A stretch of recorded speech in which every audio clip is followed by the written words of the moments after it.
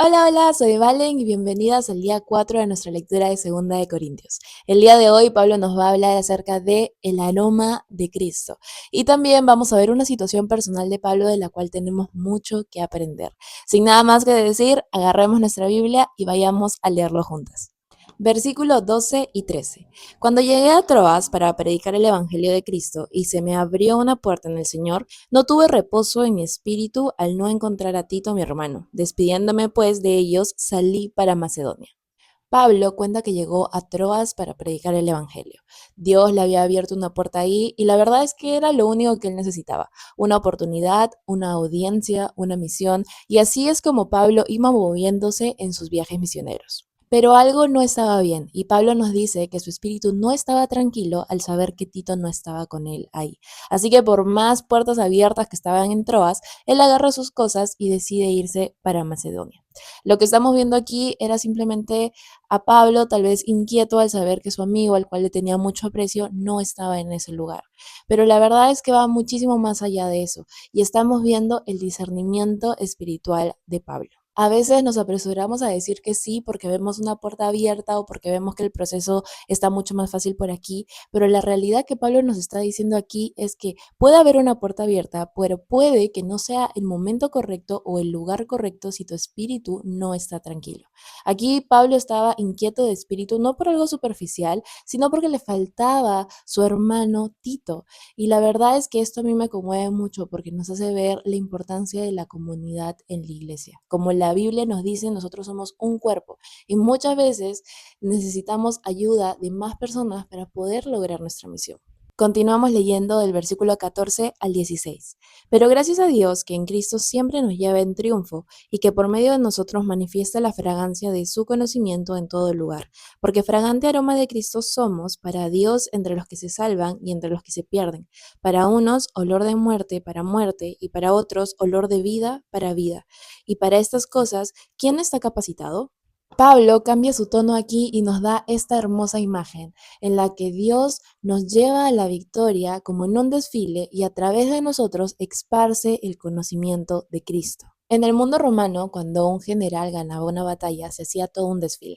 Primero pasaban los soldados, luego pasaban los prisioneros, de ahí pasaban los sacerdotes esparciendo incienso, y este olor era olor de victoria para muchos, pero también era olor de derrota para otros. Por ejemplo, los prisioneros que iban oliendo este incienso ya sabían que iban a llegar a su final. Y Pablo compara toda esta imagen con el Evangelio, porque el Evangelio va a ser olor de vida para muchos, para todos aquellos que aceptan el Evangelio, pero también va a ser olor de todo lo contrario para todos aquellos que lo rechazan. Y no por eso es que estamos llamados a forzar ahí y a expandir a la fuerza, sino por el contrario, estamos llamados a vivir tan cerca de Dios que destilemos el aroma de Cristo. Este es un aroma que no se puede forzar, no es que nosotros lo podamos fabricar, no es que nos lo podamos echar solamente para salir, no, el aroma de Cristo es un fruto natural de estar cerca a Dios, de tener esta relación hermosa con Cristo en la cual se va a notar en nuestra reacción, en nuestras actitudes, en nuestras palabras, en nuestra forma de vivir, todo lo que hagamos sin darnos cuenta va a destilar un aroma a Cristo.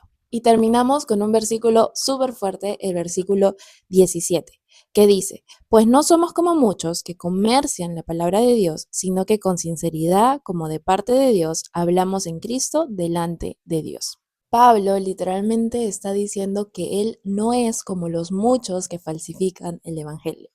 En griego la palabra falsificar era sinónimo a diluir y esa palabra era muy utilizada en los vendedores de vino que solían diluir el vino con agua para así poder tener más ganancias. Lo que Pablo estaba diciendo es que en ese entonces, en el momento en el que él estaba escribiendo la carta, ya habían personas que estaban diluyendo el evangelio para que éste sea más aceptable, para que éste sea más conocido y así también tener más ganancias. Y esto a mí me conmueve muchísimo porque estamos viendo esta situación hace un montón de años en el tiempo de Pablo, pero qué tan fácil es el día de hoy ver la misma situación, ver que el evangelio es diluido, que el evangelio es suavizado para agradar a más personas o tal vez para incomodar menos a las personas.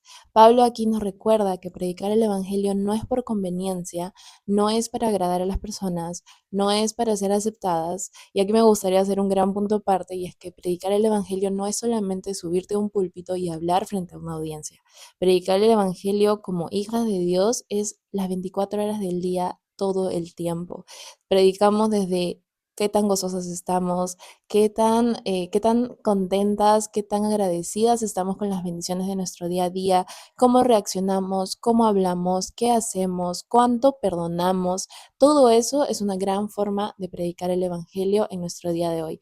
Y realmente me pone a pensar en qué tan cerca estoy de Dios y qué tanto estoy destilando el aroma de Cristo en mi día a día. Como hijas de Dios estamos llamadas a oler como Cristo y no a oler como el mundo quisiera que oliéramos.